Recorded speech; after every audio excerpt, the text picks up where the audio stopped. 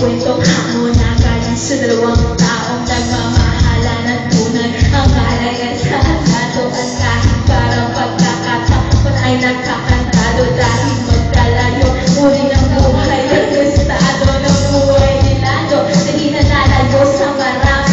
Sinulog ng araw ang kulay ng balat at marami ng galaw ng pawis. Ang kanyang naipilit sa lupa upang magbuto ay di nakasukli ang panaluha. Habang ang babaeng kanyang minamahal ay sagana, ngunit kabilang sa pamilya di halintanang makakapagkapwa-tao sa mga tulad ng dukha.